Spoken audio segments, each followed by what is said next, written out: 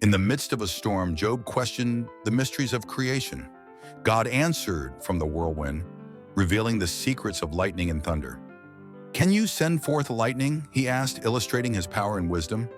This divine dialogue teaches us to marvel at nature's wonders and recognize the Creator's hand in every storm. Job's story reminds us that understanding begins with awe and humility before the divine.